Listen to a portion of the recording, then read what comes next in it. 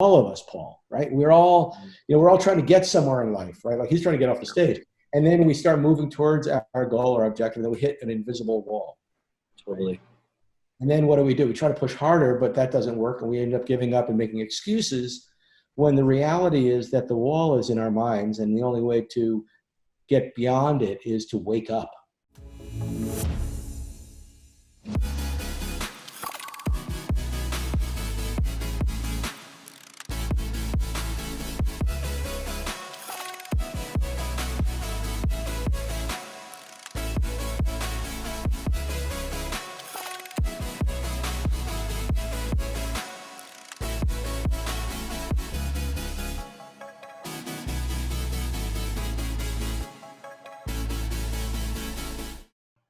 Hey guys, Dr. Steve Taubman here, a best-selling author, international speaker, and hypnotist. I am beyond thrilled to have you here today. I cannot wait to dive into everything. But before I do, we start with the same question every episode. And so I want to do the same with you. And I believe that whenever we are telling any kind of story, we should start from the beginning. So tell us a little bit about you as a child and growing up. Okay. I would not say I had the happiest of childhoods. As a young child, 4 or 5 years old, great. I think shortly thereafter, moving to the new town, the town that I grew up in for the most part, I was bullied. I lived in a very dysfunctional family, so my parents did not get along with one another, and there was a lot of hostility and contention, and their parenting styles were about as opposite as they could be. So there was no real safe way to be, because what was safe with my mom was not safe with my dad, and vice versa. So I think in some ways, I don't know that I ever thought this when I was a kid, but I think now that everything that's happened to us happens for a reason, and we can gain from it.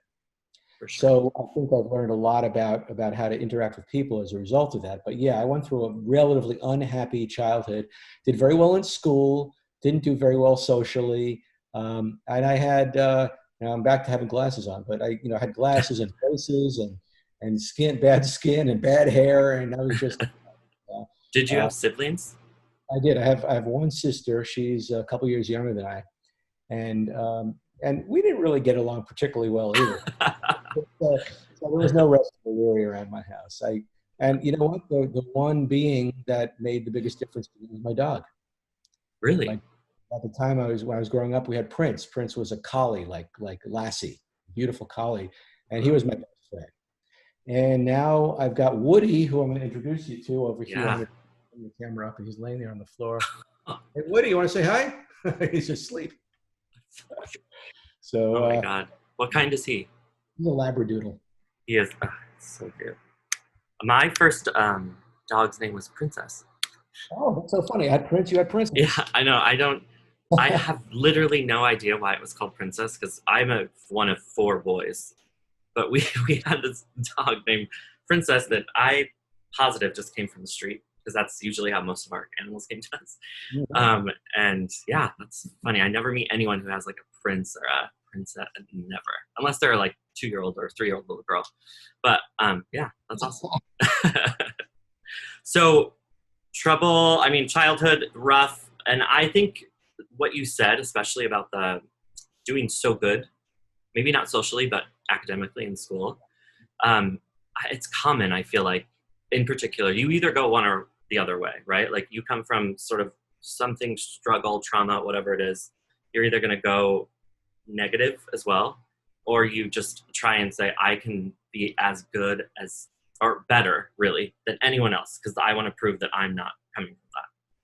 Yeah, you find your track, I think. You find the place where you do excel, because we all need acknowledgement, we all need support, and if we don't find a place where we get it, there's no if, because I think we always find a place where we get it, but it's not always in a good place. Yes. You find it from a gang. Or, yeah. Found it in a drug or something. But luckily I found it in school, and I was a good learner. Somehow I was able to pay attention, and that was it. I paid attention. I took good notes, and then I didn't have to study as much, because I was actually present when it was happening. Did you do any after school things, extracurriculars at all? Eventually, yeah, I got into theater. That was when I was Oh, okay. as a teenager. I did some community theater, then I did some school theater, and then I went into a repertory theater company Oh, as a, I think I was a senior in high school, and it was one of these things where it went through the year and into the summer. So we did theater programs for children in at parks and rec centers and libraries and things like that. That was somewhat developmental too. But I will tell you this: probably one of the most pivotal things in my life was at the age of 13. See, my mom was really into musical theater. mm, She liked to go out. We lived on Long Island. We're close to New York City, and so she'd go into the city and watch shows, and she'd buy the record albums. And she came home with the album for Man of La Mancha when I oh, was yeah. and it's a story of Don Quixote. It's the play with the song "The Impossible Dream." Mm. Beautiful soundtrack, beautiful score. And I fell in love with the play. And then one day I was in a bookstore and I found one of the little Penguin books back when a Penguin book was like 99 cents. And it had the entire script of the play. And I went home and I memorized the whole script at the age of 13. And for my 14th birthday, my father brought me to see Man of La Mancha on Broadway. Oh my gosh. It was thrilling, except I was sitting there like in my mind correcting the script mistake. Of course you were. How did you find that confidence? Because I will say, like, I did a little bit of theater too, but that is a confidence that is like no other type of confidence. Even more so, I feel like, than public speaking. I don't know, that something about putting your art out there in front of Yeah, people live is really intense. it is intense. You know what? I was fortunate.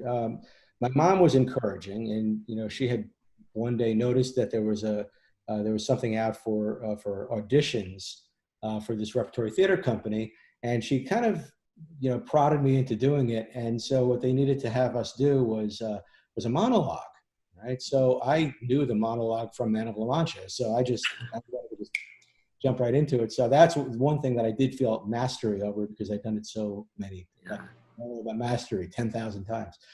So I did that. I got into this company, and what gave me the confidence was the fact that it was an ensemble. So there were 8 of us doing these shows, and it was at any one time one person might be the star or the co-star, and somebody else might have a smaller role. But you're always working with these same 8 people.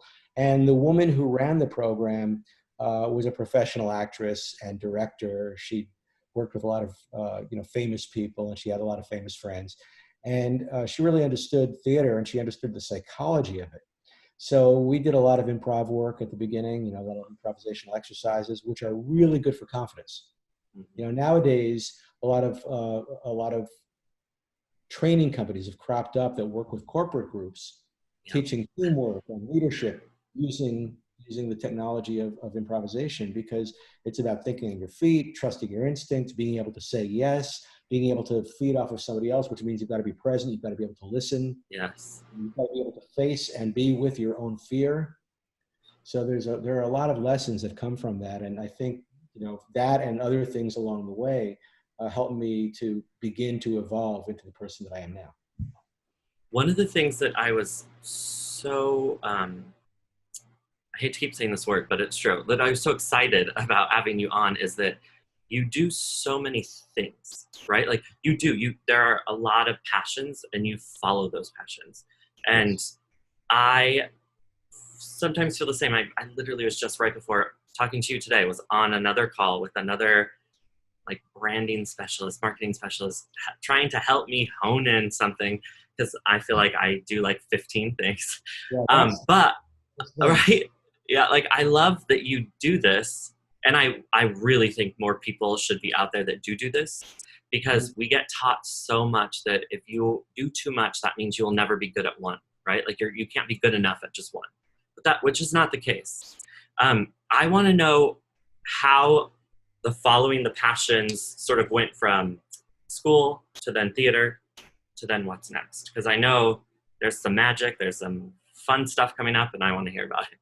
Yeah, it's interesting, not just because of all the elements, but probably when we kind of look back at all of them and talk about what's the thread and what do you learn about yourself when when you walk that path. Because on the one hand, it is important for us to pursue whatever passions we have. On the other hand, it's important to focus and get good at what you're going to do. And so a lot of times this happens in sequence, but you also have to step back and begin to understand what are the common denominators? Why am I drawn to this and this, which seems so different? So yeah, so school, theater. I went to my undergraduate was at State University of New York in Albany, and I studied biology and theater, which are about as different as you could possibly imagine. My intention was to go on to medical school, and when because that was just one of those childhood things. You've got to be a doctor. So I was moving on that trajectory, and I got to a particular point where I wasn't as excited about medicine, but I took a year off from college, and during that year I traveled. And I think I would encourage anybody travel, travel, and if possible, travel out of the country, because you want to understand that our values aren't the same as everybody else's values. Right. And especially if you have kids, you want to get your kids out of this country and sort of have them understand that kids in other countries can be happy without like having the latest PlayStation or the latest technology. And they learn how to make do and how to have fun. So there are a lot of things you get from travel. So I took a year off, and I did some interesting travel. And when I came back, even before I came back, during my travels, I met my cousin's husband. My cousin lived in Arizona, and he was a chiropractor.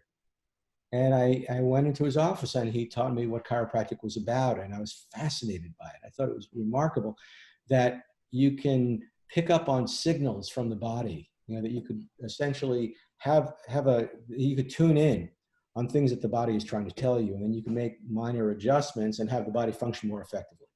And this was completely different from what I was learning about medicine, and being pre-med, about, we're basically trying to medicate the body and put something in or take something out.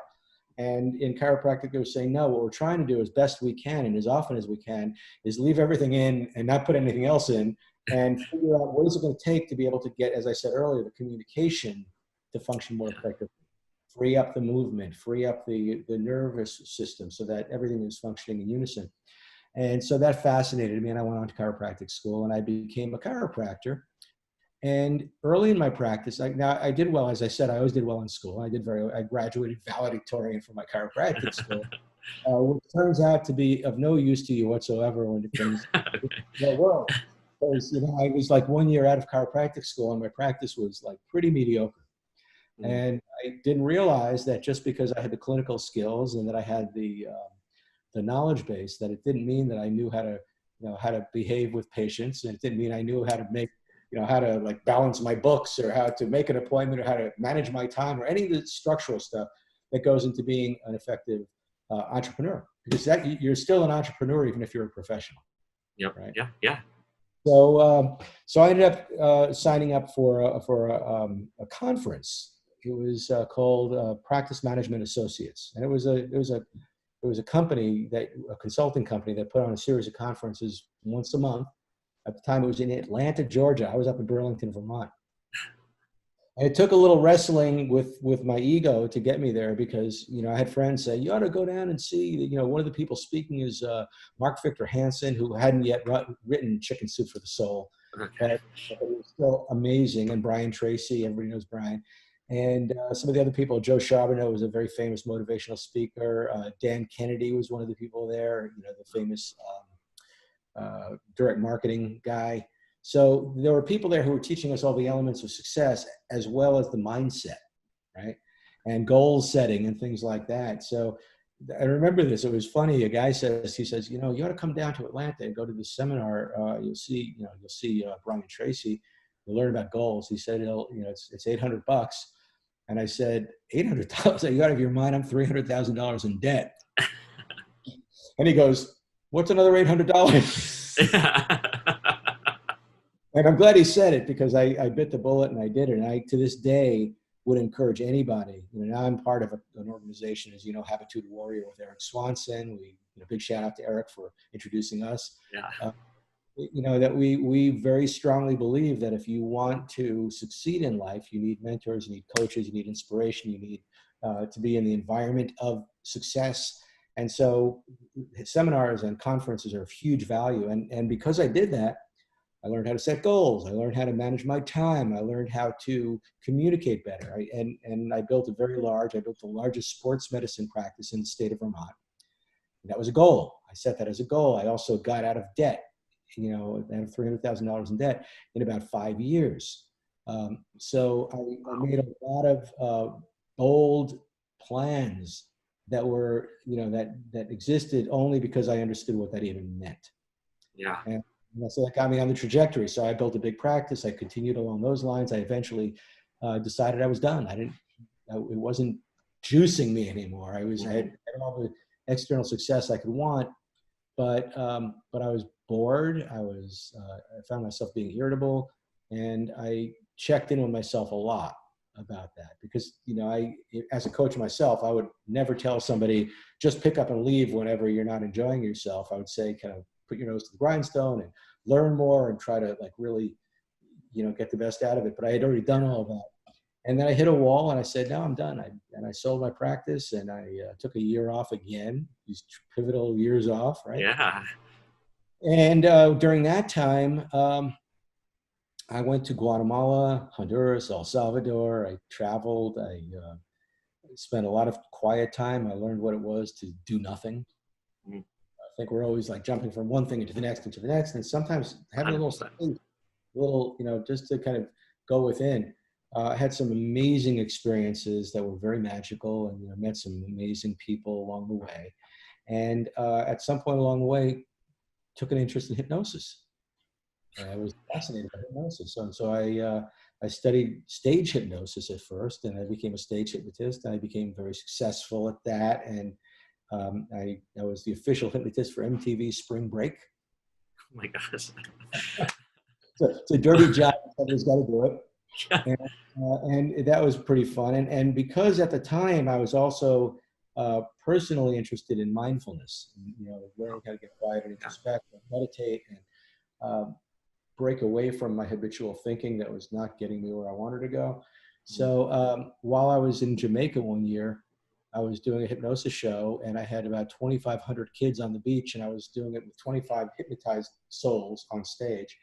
And I took one of my subjects and I said, when you wake up, 3 things are going to happen. I said, number 1, you don't believe you're hypnotized, even though you are. Number 2, this is the worst show you've ever seen, and you're aggravated with me. And number 3, there's an invisible wall 3 feet in front of you. So I woke everybody up and said, how's everybody doing? And this one guy screams, you suck. I said, what's the problem? He goes, the show's terrible. So I said, well, leave. And the guy gets up, he takes 3 steps and he hits the wall. He starts pushing and he can't move. And he finally sits back down and he crosses his arms and he starts to pout. I said, what's the problem? He goes, nothing. I said, are you hypnotized? He goes, no. I said, are you having fun? He goes, no. I said, well, then why don't you leave? And the guy thinks for a minute and he goes, I'm not going to give you the satisfaction. And I had this epiphany in that moment. I realized that's like all of us, Paul, right? We're all trying to get somewhere in life, right? Like he's trying to get off the stage. And then we start moving towards our goal or objective, and then we hit an invisible wall. Totally. And then what do? We try to push harder, but that doesn't work. And we end up giving up and making excuses when the reality is that the wall is in our minds. And the only way to get beyond it is to wake up, is to our consciousness. And so everything I did from then on, and not a lot of that was informed by my mindfulness work and meditation. It was like, oh, this is what we're talking about. That in a state of mindfulness and presence, I could become aware of the things I'm thinking and how they're affecting what I'm willing to do or how far I'm willing to go or what I believe I'm capable of. So I wrote my book. So that was this book. That was on hypnosis. And that's what I used to do. I love that. I love that point. That's a authority right there. So that was the beginning of my speaking career. First of all, I thought I did enough research. Did not hit on that MTV part. I'm going to tell you that. I did not. That's amazing. I What is the, and this is just a personal question, no one might even care, the difference, and I can imagine the difference. I didn't know that they taught it differently. Stage hypnosis, and then I guess what my mind thinks hypnosis is, like, I'm going to go to a therapy session. You know what I mean? Like, Not as much of a difference as you might imagine. The difference is that as a stage hypnotist, you've got other concerns and considerations. If I'm on stage and you're on stage and I've got you hypnotized, I'm not just watching, for certain nuances of your, receptivity in that moment. There's certain things I need to be able to pick up on. But number one, as a stage hypnotist, I need to be able to be fast. Right? I can't do a clinical like half-hour induction. I've got to get you under in like 5 minutes. Yeah. And so that's one thing. I've got to do it fast. I also have to do it deep, because some of the things that are happening on a stage that are entertaining require a deeper level of hypnosis than what I would need if I just wanted to get you to quit smoking or get over anxiety. Really? Like if I do the clinical work, all I have to do is get you down maybe a couple notches into a more relaxed, receptive state. The same way you would be if you were sitting in a movie theater watching a movie and suspending your disbelief and being affected by the emotions of the movie. Yeah. That's where I need you as a clinician. But as a stage hypnotist, I need you to be able to, like, if I tell you it's hot out, I need you to start sweating and having to fan yourself. And I need it to be that if I tell you you've forgotten your name, you don't remember your name. Yeah. So it's a deeper level at a quicker pace. And then there's a lot of stagecraft. And then we also do things in stage hypnosis that don't really need to be done, but they look better from the stage. Okay. With just hypnosis in general, did you find everyone would be? Or are there like particular people you're like, that's just, they can't be? There's always a continuum. There's always like a bell curve, like remember in school, okay. The bell curve, right? Yep. So at the one end of the bell curve, you've got people who are very, very hypnotizable, who you could put them under just from a very quick suggestion and they're gone, right? And then at the other end of the bell curve, you've got people you couldn't put them under with a bottle of Valium and a 2x4. Yeah. They're just so resistant.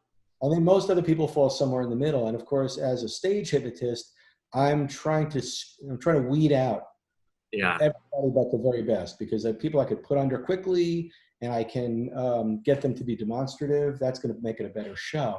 But if I'm doing clinical work, like right now I'm doing, if I'm working with you because you've got fibromyalgia, or working with you because you've got psoriasis, some stress-related illness, all I need to do is get you, I take you how I get you. I've got to find the best way in. I might use a couple of different techniques until I've got you where you need to be, which is not, as I said, very, very deep.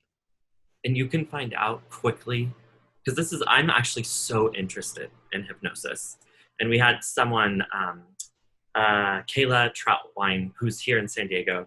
She was on, and I didn't realize people were so interested in this, because I got at least 3 or 4 personal people I knew that were like, I just signed up with Kayla. That was the most amazing session. So now I'm addicted. Like, I just have to go and do this. But my concern is exactly why I'm asking this question is, and this might not even be any related. If I go to the doctor and they are going to put me under for a surgery, same as like a dentist, they need to numb me because they need to do a deep cleaning. Yeah. And I know the nurses do not like me. Like they are in the long haul for like as long as you can take. Every single time they come back and they're like, you are lying. You're not. Like, no, I can't. It takes so much for that medicine, to come into my system and me to accept it. It's like my brain fights it so hard to not give in. So that's why I've always been so nervous. Like, I want it so bad that I'm worried that inside something's going to push it away so hard because I want it too much. A strong resistance. Yeah. Strong resistance. And, the beauty of hypnosis is that if you are, if you want it, if you're willing to sort of follow the instructions, it's not a question of do I believe it or not. It's like, I don't have to believe that gravity exists for something to fall when I drop it. It's going to happen. And we are always going in and out of trance all day long anyway. Right? We don't even realize how often we're in trance. When was the last time you drove home and you don't remember how you got there? Probably, right? Well, the last time I was allowed outside, but for sure, constantly. Yeah. So it's something that happens inevitably. We always drop into trance-like states. And, if you're at the dentist or the doctor's, it's a very useful skill to have to be able to drop into a trance. Now, I happen to know a few people who have had major surgery without anesthesia, just using hypnosis. I met a woman who had both of her hips replaced just with hypnosis as her anesthesia, which blows my mind. I mean, I've numbed people, I've caused anesthesia, but I've never felt confident enough to say, okay, now I'm going to cut you. Yeah. But Wow. nonetheless, so yeah, what do we do to know if somebody's a good subject in a stage show? We do a couple of what we call susceptibility tests. I don't know if Kayla did like these, the finger tests with you or anything. I've seen them done. Yeah. And maybe actually she did a little bit of with me. Yeah. Yeah, so we'll do that. You put your fingers like that and look between them, and you use your conscious mind to direct your unconscious mind to experience something, and then your unconscious mind essentially cooperates with it, right? Mm-hmm. This is what's been fascinating to me lately. I had two women I worked with yesterday or the day before who both had 30 years of fibromyalgia pain. And I was with them for an hour and they left pain-free. And because the reason for that is because their conscious mind, I'm training their conscious mind to create a new set of rules for their unconscious mind. See, the unconscious is essentially a servo mechanism. It's basically like a computer that is there to serve the will of your conscious mind. But then it's also like the computer in 2001. What are you doing? Yeah. So you need to know how to communicate with it in order to reprogram it so that it's cooperating with you, whatever your new program is, because you spent so much time programming in the old program. Wow. It's a unsafe world. I'm not safe. I'm not good enough. You better keep me protected. And then your unconscious mind says, fine, I'll keep you from being able to go near anybody else. And if you do, I'm going to make your heart beat really, really fast. And you're going to have social anxiety. Well, that's only a programming, right? We just need to reprogram it. The same with pain. Pain, if you think about chronic pain, acute pain is one thing. Chronic pain is something else, right? Acute pain tells you there's something that needs fixing. Let's go ahead and take care of this problem. But if you've got chronic pain that's been with you for a long time and is no longer serving a useful purpose, it's not very much different from having a house with a fire alarm, and there's a fire, and the alarm goes off, and the firemen come and they put out the fire, and they leave, but they don't turn off the alarm. And now you're living in a house with an alarm going off all the time. And what does that do to your quality of life? What does that do to your capacity to know if there's a new fire? Right? So it's everyone's best interest to be able to clear or reset those parameters. And those are all autonomic nervous system parameters, which are under the control of the subconscious mind. That is amazing. I'm secretly, not so secret anymore now that the show's out, but I've been secretly obsessed with just hypnosis for so long. I just love the idea that someone can, I don't want to say the word fix, but they can go in there and help you navigate your mind. That's an excellent way to put it. Yeah. We don't think of ourselves, at least I don't think of myself, as a therapist. Because often when you think of a therapist, you think, I've got to go, I've got to tell my whole life story. I've got to look at different angles, are going to tell me what to do. No, I think of myself more as an electrician or a computer programmer. It's like there are some old programs in there. We want to pull those. We want to put in some fresh programs. And it doesn't require that you tell the story and live inside of your story, because your story is part of what's keeping you stuck. Yes. I just keep repeating to myself all the ways in which I was wronged as a child and justifying why I still feel terrible. And as it was Werner Erhard years and years ago said, when we talk about going into therapy so I could understand the problem, Werner Erhard said, understanding is the booby prize. That is so good. Understand it, it doesn't mean it's changing a damn thing. Yeah. So if we can understand the reason behind it, that only points the light in a certain direction. That's the beginning of the story. The next thing is, do we have any power to change the way in which your nervous system is functioning? I'll give you another excellent example of this. But tell me if I'm going off track here at all. No, I love this. I'm obsessed. Question, and we never got. I know, it's fine. This is good. Okay. So I do a lot of, as I said, work in the area of mindfulness. Okay, mindfulness, for those who don't know what it means, it's essentially non-judgmental awareness, the ability to observe your own thoughts, your own feelings, without identifying with them, right? So if somebody makes you mad right now, if you're not doing mindfulness work, somebody makes you mad, the rest of the day, you're thinking about what a jerk they are and what you need to do to get them to, to agree with you so you don't have to be mad anymore. So you have, your only choice is to fix them, and it's not a choice. It doesn't work. So basically you're choiceless, right?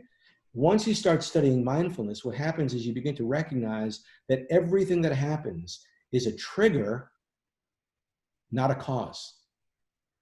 All it's doing is it's irritating something that's already inside of you, right? Yeah. So Yeah.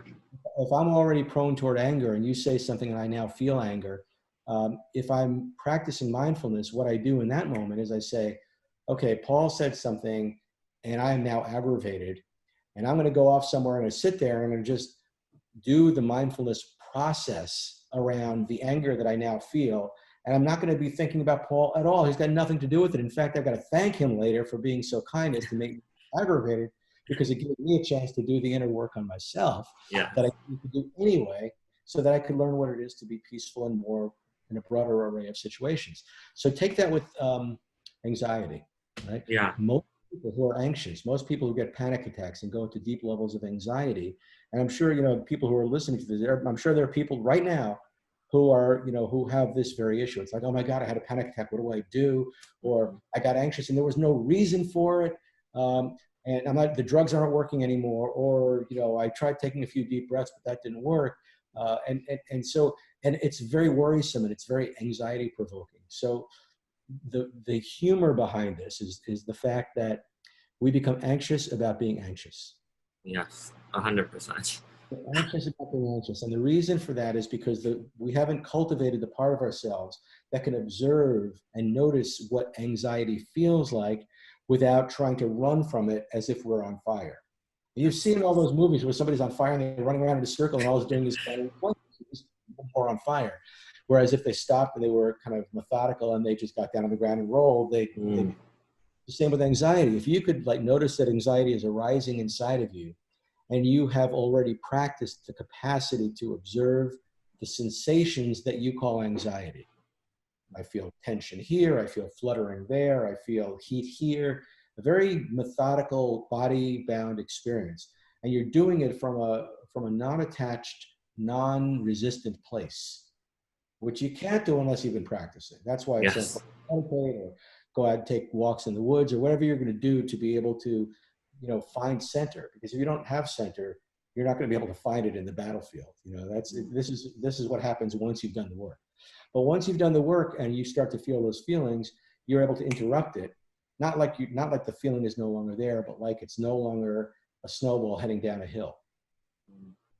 It's like, okay, that's interesting. And this is what I live, right? I mean, I had a lot of anxiety growing up, a lot of depression growing up. I was not a happy kid. I still carry some of those wounds. I still have some of that emotional content, and I will still from time to time feel what you would call anxiety. I now call energy. I feel the energy in my body. And now what I've got to do is I've got to stop and I've got to observe it and I've got to just notice what it is. And then I can maybe be with it and be present to it, or maybe I'll redirect my attention to something positive like gratitude. Gratitude's great, right? It is good. But the worst thing you can do is fight it. I know.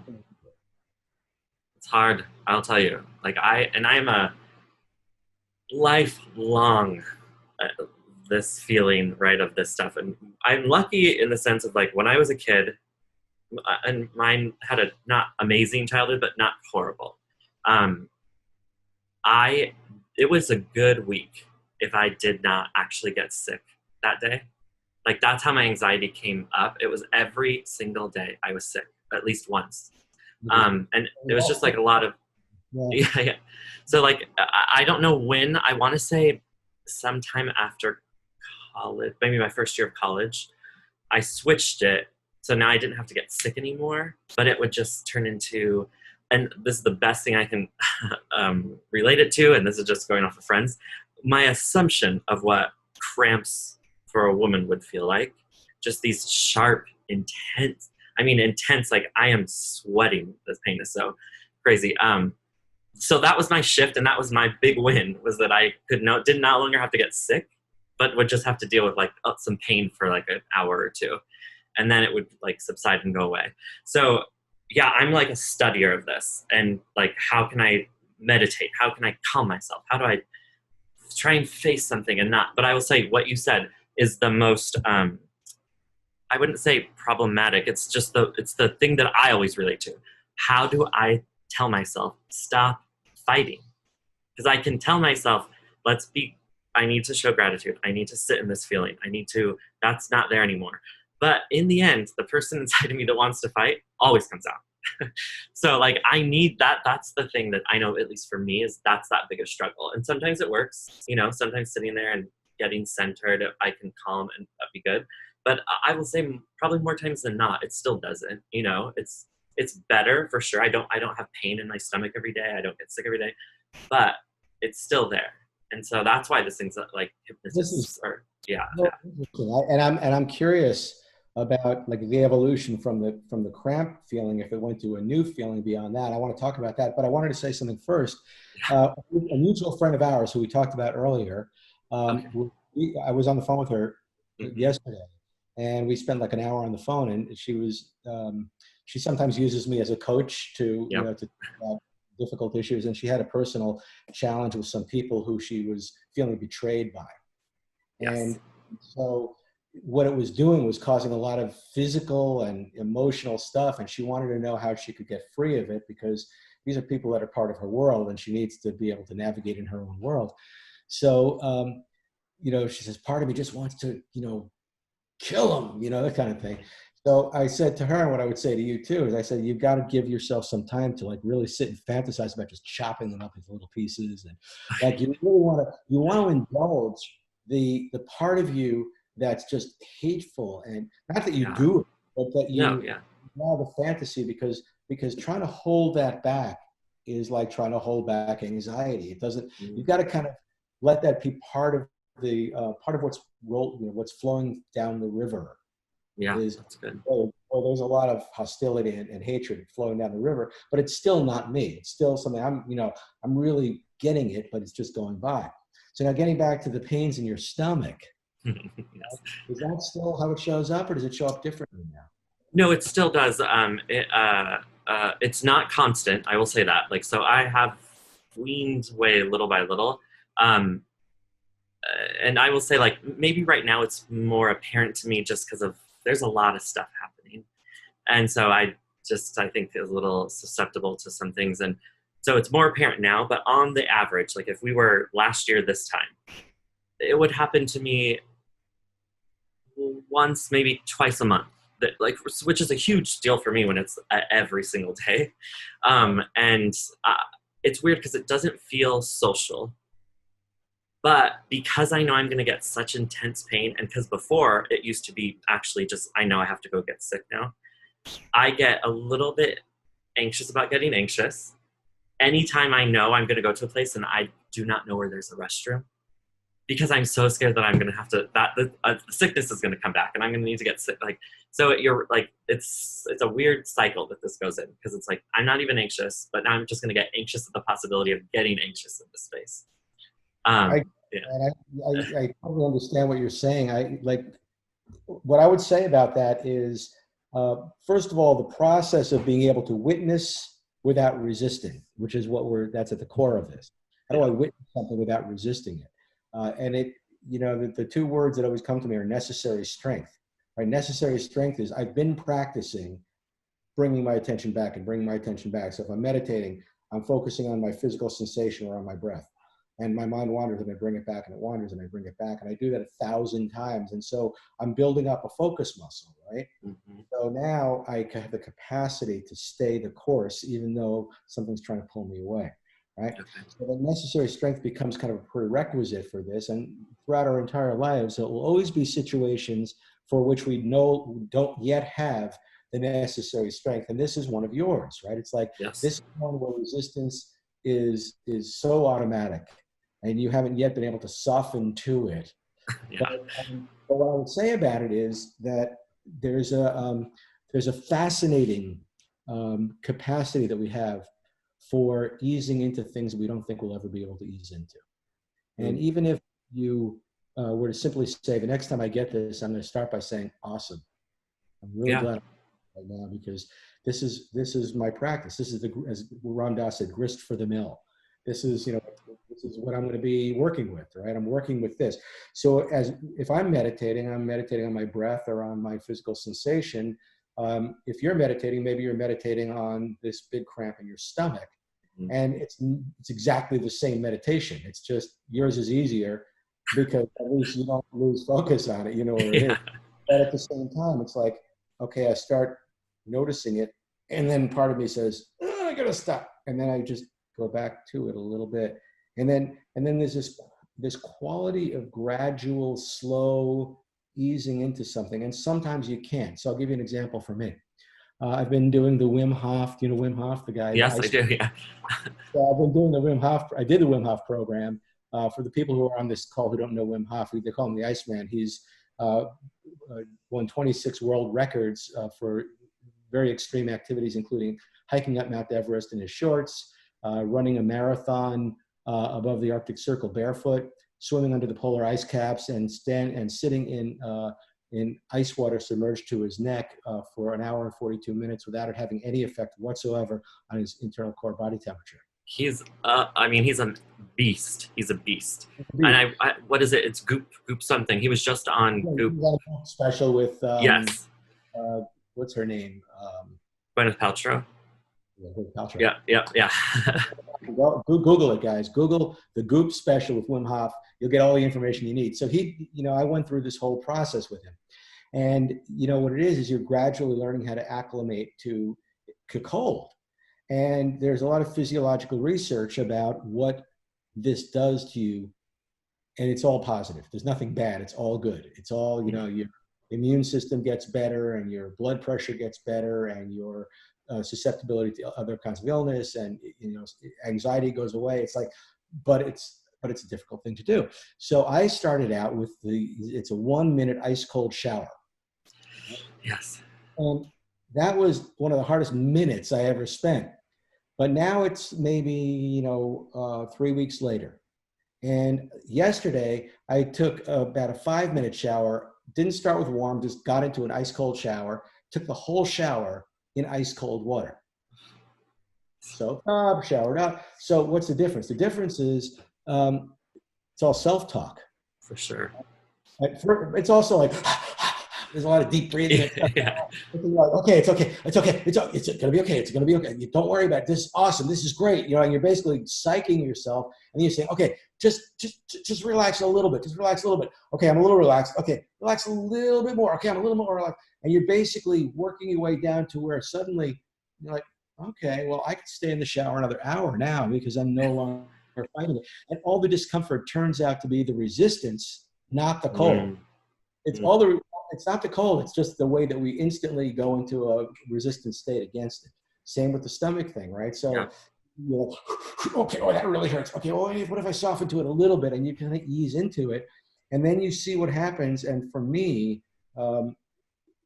the analogy is foot cramps.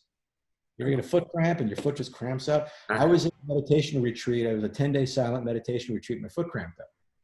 And you can't get up, you can't move, you can't scream. There's a lot of people on seats all around you back in the days before you could have somebody close to you.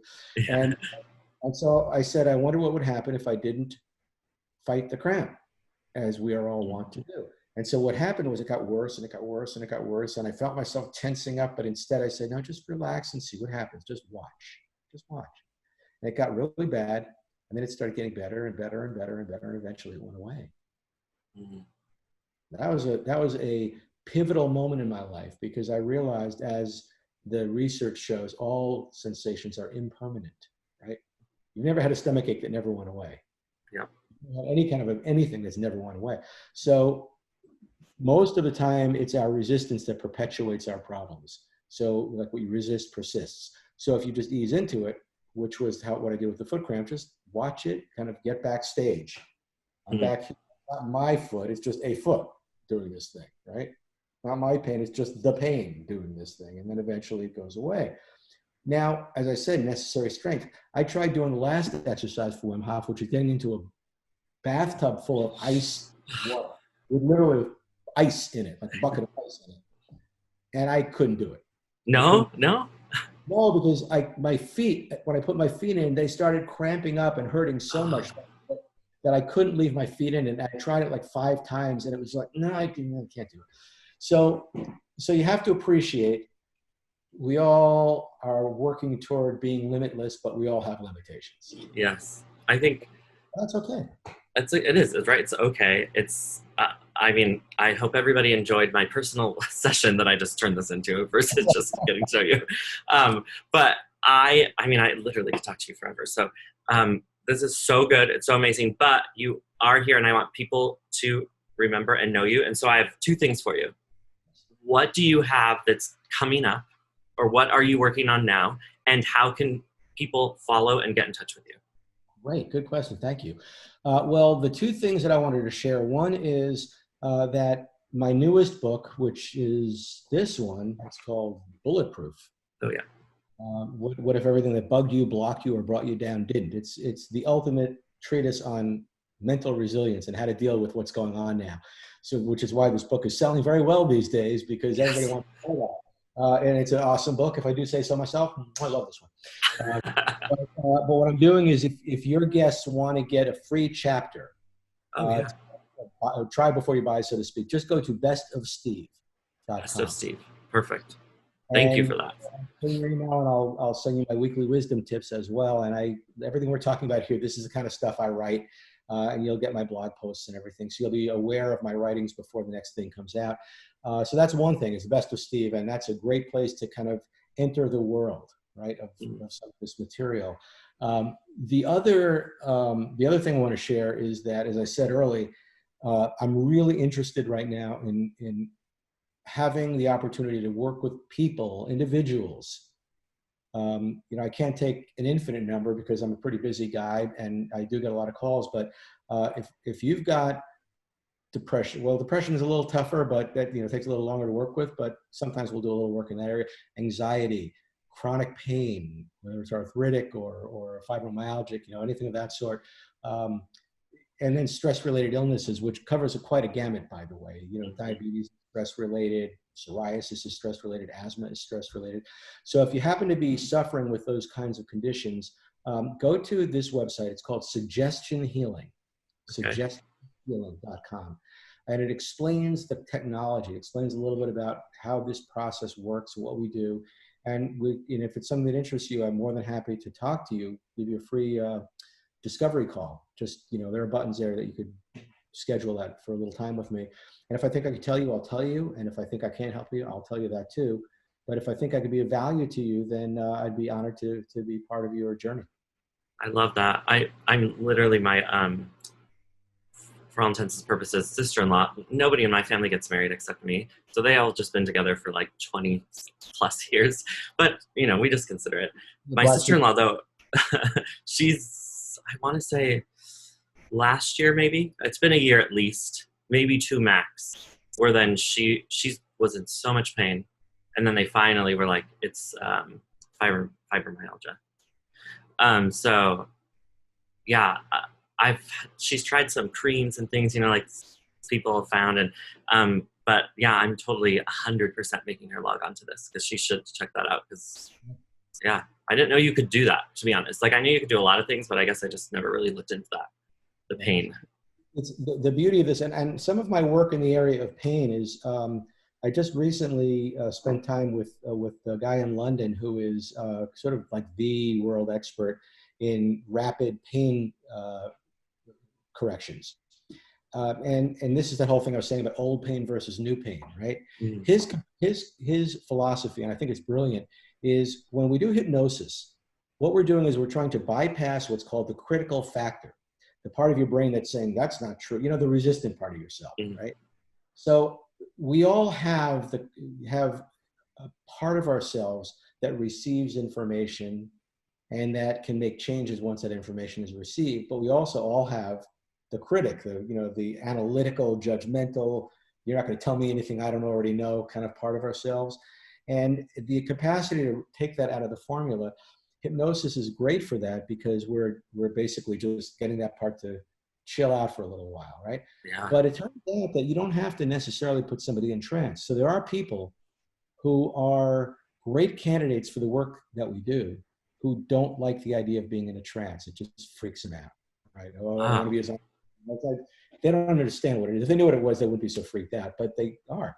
So what this guy has developed is a system that comes from what we call waking hypnosis. So waking hypnosis is the branch of hypnosis that shows us that it's possible to offer a suggestion in a certain way that you could be wide awake, but if I say it to you, you're still going to accept that suggestion. And we all know, like if I, Yes. you make other people yawn, right? So there are things like that. If you just know how to communicate to the subconscious mind, I don't have to put you in a trance to be able to make that connection. And your subconscious mind doesn't want you to be in pain. It just thinks you need to be in pain. Yeah. And so if I could My get gosh. this otherwise, I reset and recalibrate your pain method, because what most people don't realize is your pain is not in your body, it's in your brain. I'm not saying it's all in your head. What I'm saying is that the signals are real. You know, you might have physiological damage, and then the signal gets to your brain, but then your brain decides what to do with that signal and how you're going to experience. That's why different people experience different levels or thresholds of pain. And the same person will experience the same thing differently depending on the cues around it.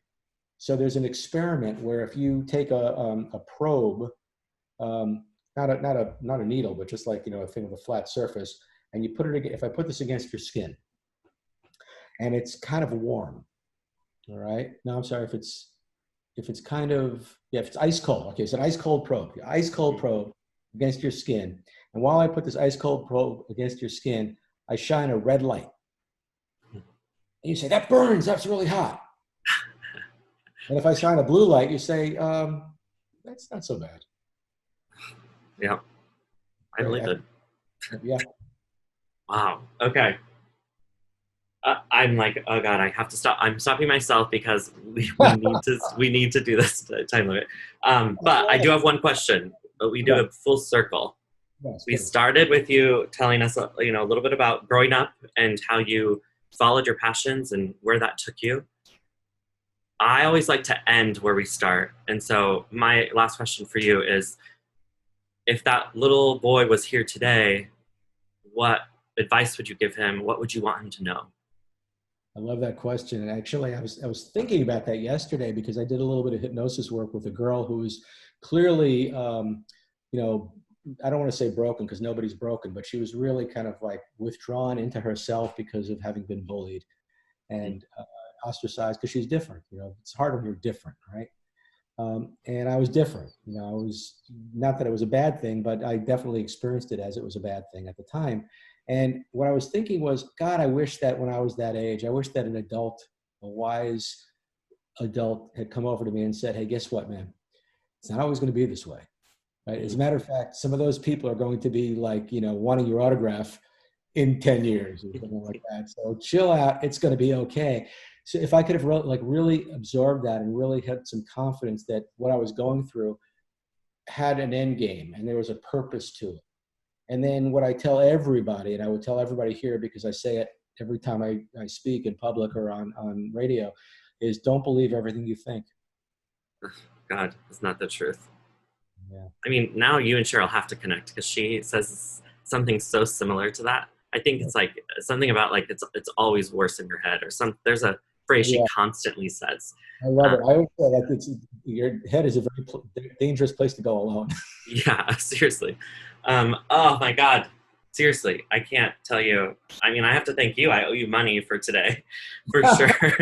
But I'm so happy to have you. Honestly, this was awesome getting to know you a little bit better and really just deep diving into this whole healing and wellness practice that you do because so many people know nothing about, you know, and or only relation to this is stage. Yeah. So they do not know that this can actually be applied in a, I don't want to say medical, but you know what I mean, in a treatment method that can actually serve you. So I'm so happy that you were here today. Honestly, thank you for being here. Thank you very much. It really means a lot to me and I really enjoyed it. Awesome. Well, we will stay in touch with you. I'm going to have everything linked on the show, and you guys, we will check back in next Wednesday. So we'll see you guys. Bye, everybody.